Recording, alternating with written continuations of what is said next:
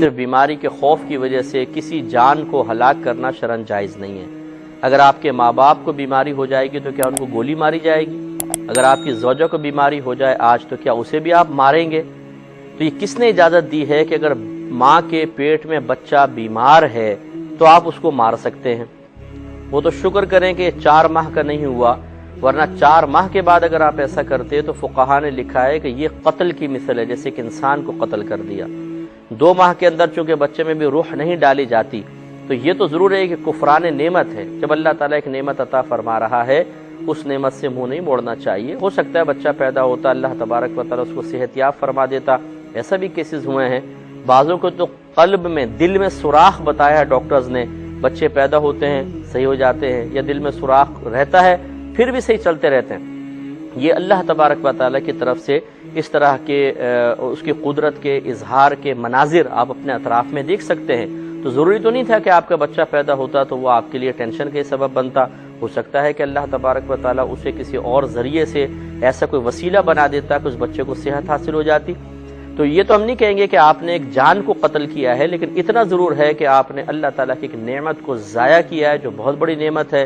اور یہ کوئی یعنی بچے کی ابتدا ہو گئی تو اب یہ سوال پیدا ہوتا ہے کہ جب ابتدا ہو گئی ہے اور سائنسی لحاظ سے تو اس کی پوری شخصیت کا قالب اس وقت بننا شروع ہو گیا، اتنا بھی ہے، تو آپ کس اصول پر فیصلہ کریں گے کہ وہ کب انسان تھا کب انسان نہیں تھا؟ یہ مسئلہ ہے نا۔ یہ بات تو اللہ کے پیغمبر نے یا اللہ تعالیٰ نے بتائی کہ انسان کی پیدائش کے مراحل میں 2 چیزیں بالکل الگ الگ ہیں، اس کا قالب یا اس کا جسم بننے کا عمل ہے، اور یہ ان مراحل سے گزر کے ہوتا ہے۔ قرآن نے بتایا، رسول اللہ صلی اللہ علیہ وسلم نے اس کی مدت بھی متعین کر دی کہ یہ کم و بیش 120 دن میں ہو جاتا ہے۔ قرآن میں جہاں مختلف مراحل بیان کیے گئے ہیں انہی کا حوالہ دے کے یہ بتایا کہ اس طرح سے انسان کے جسم کی تکمیل ہوتی ہے، پھر اس کے بعد اس کی اصل شخصیت آتی ہے۔ تو گویا اس کے حیوانی وجود کی تکمیل میں اگر ابارشن کی ضرورت پڑ جائے تو یہ جائز ہے۔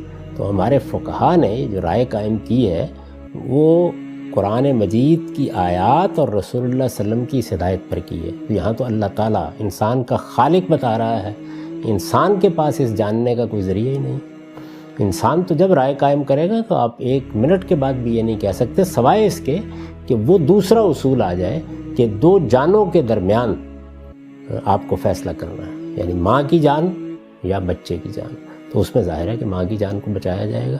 جب اس طرح کے استرار کی صورت کا معاملہ الگ ہے، ورنہ محض ابارشن کے لیے تو کوئی عقلی دلیل ہے ہی نہیں۔ یہ تو اللہ کا خاص احسان ہے کہ چونکہ انہوں نے یہ بات بتا دی، پیغمبر نے اس کی وضاحت کر دی، تو ہم یہ قانون بنا سکتے ہیں کہ 120 دن کے اندر کسی جائز ضرورت کے لیے، واقعی ضرورت کے لیے ابارشن ہو سکتی ہے، اسقاط ہو سکتا ہے۔ یہی فقہا کی رائے ہے اور میرے نزدیک بالکل ٹھیک ہے۔ میں نے اس پر اپنی کتاب مقامات میں ایک مضمون بھی لکھا۔ بتاؤ میرے بھائی، یہ صرف اسلام ہے جو بتاتا ہے وَإِذَا الْمَوْءُودَةُ سُئِلَتْ بِأَيِّ ذَنبٍ قُتِلَتْ۔ ماں جب اپنے پیٹ میں جو بچے کو ضائع کرے گی، اللہ فرماتے ہیں قیامت کے دن اس بچے کو زندگی دے کے عدالت کے کٹہرے میں کھڑا کروں گا اور پوچھوں گا بتا تجھے کس جرم میں قتل کیا گیا، بتا۔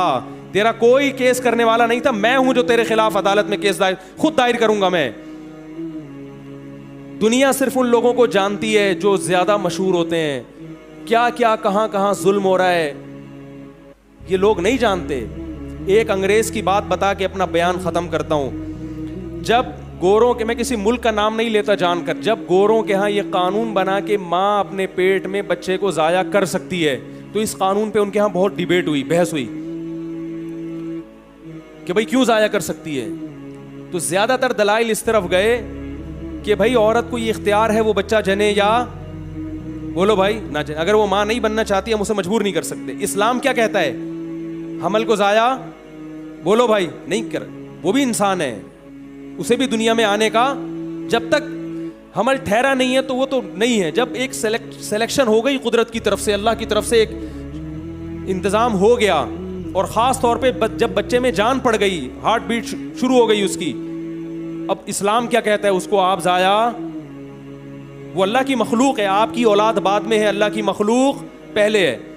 تو گوروں کے ہاں جب یہ قانون بن رہا تھا تو یہ اشکال ہوا کہ جب ایک عورت نہیں ماں بننا چاہتی، زبردستی ہم اس کو مجبور نہیں کر سکتے۔ لہذا قانون کیا ہے؟ گرا سکتی ہے.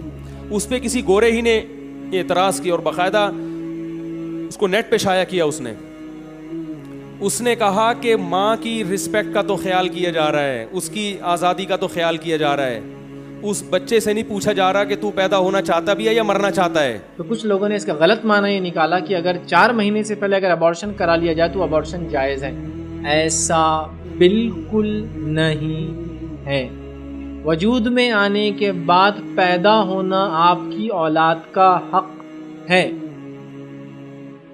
ہاں 4 مہینے سے پہلے ایسا کوئی کمپلیکیشن اور مسئلہ ڈیولپ ہو جائے جس میں ضائع کرنا ضروری ہے اور انتظار کرنا خطرہ ہے, جس پہ ڈاکٹرز گواہی دے اور آپ جا کے کسی مفتی وغیرہ سے بات کر کے اسے فتویٰ بھی لے لے, ڈاکٹرز کی گواہی, اور ایک ڈاکٹر نے 1 سے 2 اچھے ماہرین گائنوکولوجسٹ اس میں گواہی دے کہ یہ ابارشن ضروری ہے, تب آپ سوچ سکتے کہ ابارٹ اگر کرنا ہی ہے, مجبوری ہی ہے, تو بیٹر ہے 4 منتھس کے اندر کر لے. لیکن جائز تو نہیں, یہ مجبوری ہے, توبہ تو کرنا ہی پڑے. تو یہ غلط فہمی میں کوئی نہ رہے کہ 4 مہینے کے بعد روح آتی ہے تو 4 مہینے سے پہلے ابارشن کرانے میں کوئی حرج نہیں, اور بہت سارے لوگ ایسا کرتے ہیں. تو آپ کے شوہر کہہ رہے ہیں کہ ابھی 40 دن نہیں ہوئے, 1 مہینہ ہی ہوا, ابارشن کرا لو. نہیں کرا سکتے سوائے شرعی مجبوریوں کے. نہیں ضائع کروا سکتے اگر پتہ چلا ہے پریگنینسی کے دوران کہ بچہ جو ہے وہ بیمار ہے اور اس کی ذہنی گروتھ نہیں ہوئی ہے. اس کی وجہ ہے کہ کئی ڈاکٹروں نے اس قسم کی پیش گوئیاں کی ہیں اور بعد میں بچہ صحیح پیدا ہو گیا. یہ تو اللہ کو پتا ہے کہ اللہ تو آخری لمحے میں کسی کو ٹھیک کر سکتا ہے.